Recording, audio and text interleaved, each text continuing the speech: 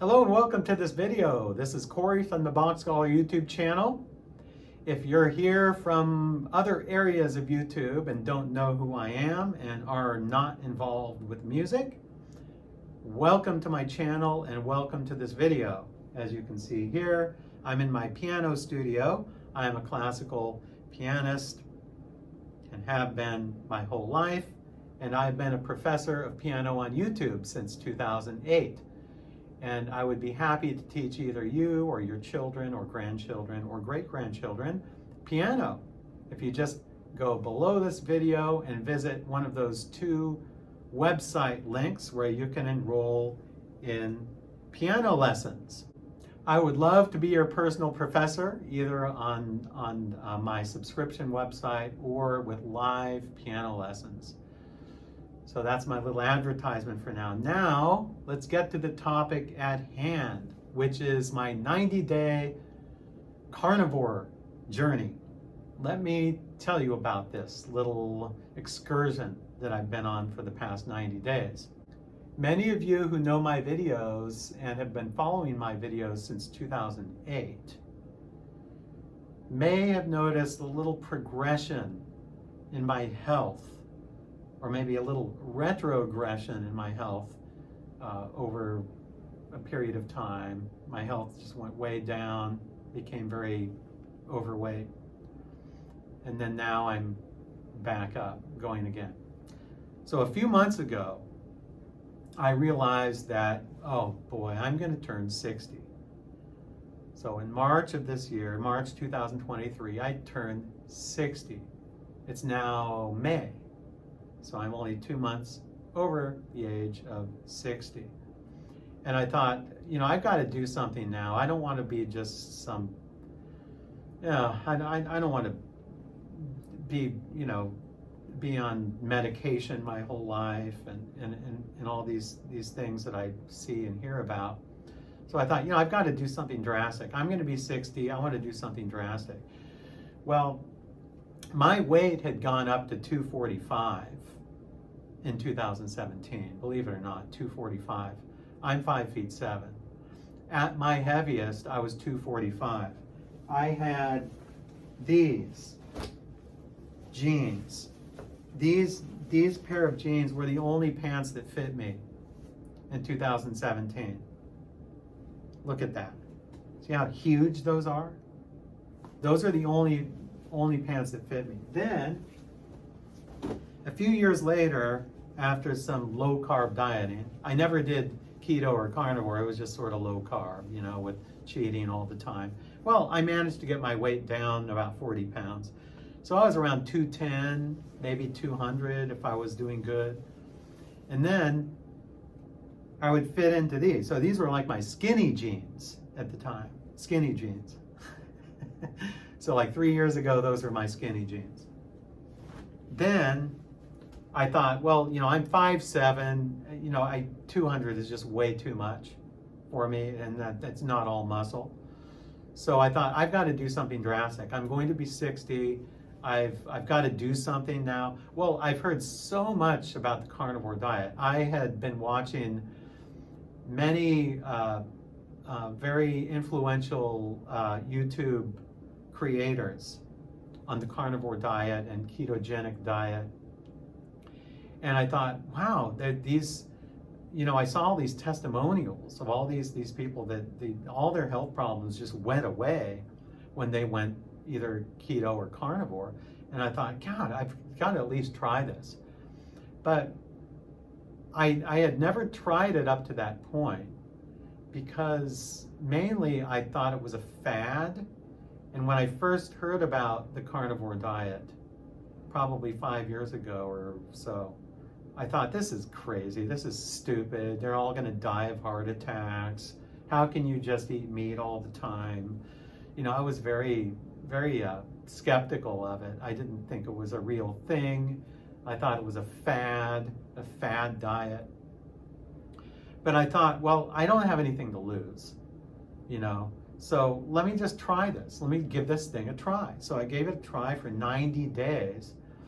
When I started my 90-day journey, I was at 195. So I managed to get my weight down under 200, which was hard to do. That was hard. It was hard to get my weight under 200, and I'm only 5'7". So I managed to get it to 195, and I thought, okay, I'm gonna go do 90 days, and I planned it to where I'd be done roughly, around my birthday. So my birthday was in March. I turned 60 in March, so I thought this is a perfect time to do the 90 days so I can get back to being my youthful self again. So in 90 days, I lost 17 pounds. I went from 195 down to 178. So just this morning, I was 178. That's 17 pounds in 90 days. Now, it could have been a lot more. Like if I had been like 230 pounds, I probably would have lost 30 pounds in 90 days. But the lower you go, the less your weight, the less you're going to lose. So it was really like those final 20 pounds I was after. I was 195, and I thought, I want to just get to 180. So 180 was my goal. Well, I exceeded my goal because I was 178. I was even 177 about a week ago. So I exceeded my goal of 180. I could have never achieved that kind of success eating normal food, eating all the food I was eating in the standard kind of diet. It's really amazing. I'm not a medical doctor, so don't take this as medical advice, but I am a music doctor, and I say it does help the brain. It helps your brain, and it really helps to really. It's really hard to describe. When you're not dependent upon sugar and carbs, it's just a different feeling you have. When you're hungry, you're really hungry. But when you're addicted to sugar and carbs, it's like false hunger. You're not really hungry, you're just eating more because it tastes good or because you're bored. I would eat like about 8 times a day at my heaviest. I'd be, I work from home, so I'd be, every hour or something, I'd be in the kitchen snacking on something, and usually something not good, like sugar and carbs. That's how I got so fat. So I didn't get fat from eating red meat. I didn't get fat from eating butter. I didn't get fat from eating bacon. So those things don't make you fat. Because, and I wasn't drinking alcohol either, as I said. So I was totally puzzled. I didn't know what to do. So I thought, well, the first step is I'm going to do this 90 days. If I make it to 90 days, without falling over dead or getting scurvy or something like that, then I'll do it for longer. So it's been 90 days now, and I think I'm going to do this most likely the rest of my life, because this is so incredible. I'm 60 years old, and I feel like I'm 30. It's really incredible. But I only feel like I'm 30 when I don't have my sciatica. And that's what I want to go into next. All my health problems that I eliminated by going on this ketogenic carnivore diet. I have a list here. I had sciatica, which I still have. I've had sciatica since 2011, and it's a debilitating pain on the upper part of the butt area, lower back right here. It doesn't travel down my legs, but it just sort of stays there in my lower back area, and it makes me feel like I'm 95 years old. I can't walk very well when I have a flare-up. I've had this since 2011 for the past 12 years. So I do still have sciatica. That hasn't gone away, but it comes and goes. But with and I'm positive, or I'm pretty sure that over the next year or two, if I continue this diet and lifestyle, I'm pretty certain I'll be able to do away with the sciatica. So That's my main health problem that I was dealing with. But I also had GERD. That's when I'd go to bed and at night and I would choke. Like right after I fell asleep, I'd choke up a whole bunch of food and I couldn't even breathe and I'd be choking. I have to jump out of bed and choke and go to the bathroom and start coughing, and just awful, with acid reflux. And that often occurred from eating late at night, which I often would do. I had heartburn, really bad heartburn all the time. I'd have to sit up when I went to bed. I couldn't fall asleep lying down. I have to fall asleep sitting up because my heartburn was so bad. I had bleeding gums when I flossed my teeth due to inflammation. I was, of course, overweight, as you know. Probably more things as well. I just had a whole long list of health problems. As far as I know, I didn't have diabetes yet, but I know that I was on my way to developing diabetes. I know that for a fact. I didn't go to a doctor, I was never diagnosed, but I know that I would have definitely by now had diabetes had I not done anything, especially in 2017. Had I remained at 245, around in the mid 200s, I would have had diabetes by now. But obviously I don't, so I don't have to worry about that anymore. So my main things were GERD and heartburn and dental health with inflammation, bleeding gums, and sciatica. Everything is totally gone now, except my sciatica will come and go. But I don't think it's quite as bad as it was in the past. But remember, this is just 90 days, and it will get better and better through time. So then, what do I eat? Well, beef, some pork, bacon, lamb, butter, seafood. I usually eat about 2 meals a day. So for breakfast, I don't always eat breakfast, but in the morning, but if I do, I'll usually have eggs fried in butter, maybe bacon and eggs, that sort of thing. I usually don't eat a huge breakfast, just something just to sort of hold me over until I eat my main meal, which is usually in the evening.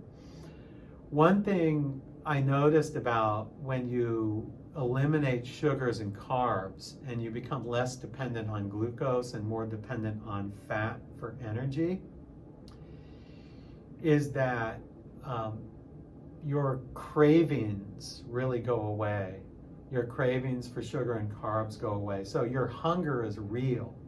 It's real hunger that you experience, not just fake hunger. Fake hunger is that hunger when you're addicted to sugar and carbs and you want like a cupcake. Well, you don't want that cupcake because you're hungry. You want that cupcake just because it tastes good and it looks good. That's all, and it's filled with sugar and vegetable oils and other things that will kill you. So another thing I found really interesting is that only 2 weeks into this journey, I just dramatically cut my carbs way down, and I do cheat from time to time. I'll have a banana now and then, I'll have an apple now and then, maybe some raisins, So I'm not 100% carnivore, but I have cut out 95% of all the bad carbs and sugars in my diet. One thing that I noticed that happens when you become less dependent on glucose and more dependent on fat is you actually have a desire to exercise. I found myself after about a month of doing the 90-day journey, it's a strange thing. I'm an early riser. I get up early, like around 5 in the morning.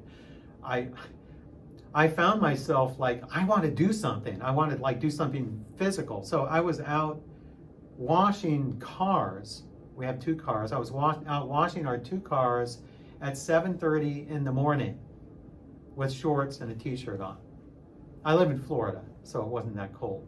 But who gets up at 7:30 and washes their cars just like on a weekday morning? nobody. My neighbors probably all thought I was crazy. Who's that guy washing his car at 7:30 in the morning?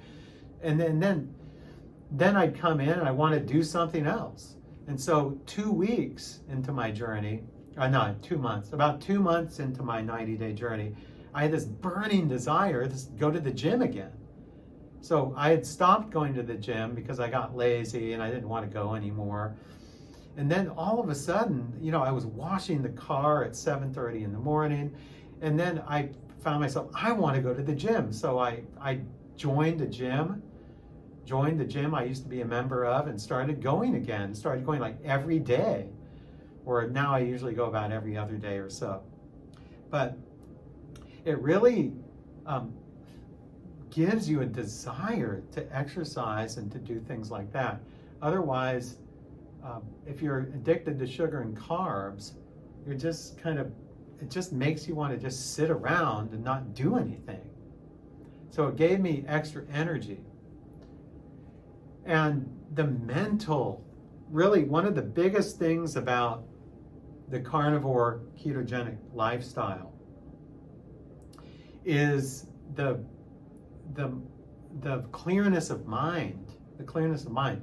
Your brain operates much more efficiently on ketones, and it does need some glucose, but all of the glucose you need as a human being is supplied by a process known as gluconeogenesis.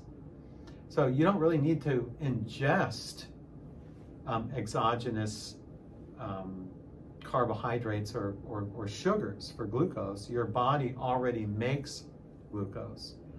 So when I cave and eat my little banana or my little thing of raisins, or if my wife and I are watching something on TV at night and I cave and I have a bowl of ice cream occasionally, which I'll have still from time to time, and I don't feel that guilty anymore about it because I can control it.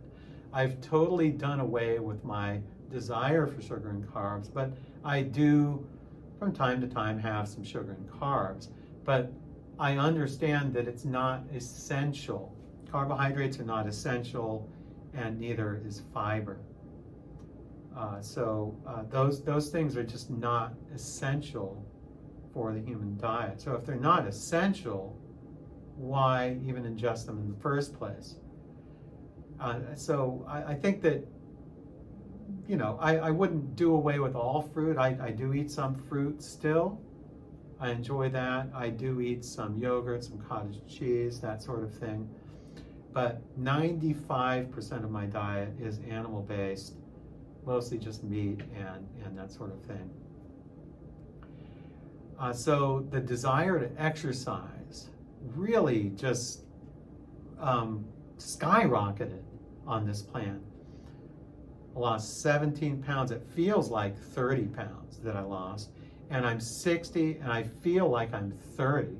I feel like if it weren't for my sciatica that comes and goes in my lower back, I actually, honestly, would be in better shape than I was when I was 30.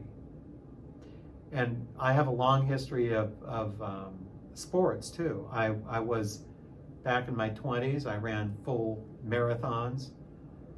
I was a practitioner of yoga for several years in my 40s. That's when I went through my veganism phase. When I became very emaciated, I became like 150 pounds or something, very emaciated when I was a vegan. Then I went back to eating more normal, and then I ballooned up eventually to 245. And then, so now I just turned 60, and I decided this is the time to do it. This is the time to make a change, to make a permanent change in my diet and lifestyle, and this is what I chose to do. So I wholeheartedly endorse the ketogenic carnivore lifestyle. I really do. I think it's a great thing, and I think you will benefit from it. Men and women of all ages, old and young alike will benefit from this. So let me see here if I have anything else to go over. So yeah, now I'm obsessed with the gym, with like weightlifting. I go to the gym at 6:30 in the morning now, and you know it's great. Oh yeah, one more thing. I don't snack.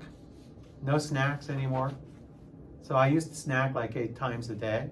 I don't snack anymore. So cutting out the sugar and carbs decreases your desire to snack.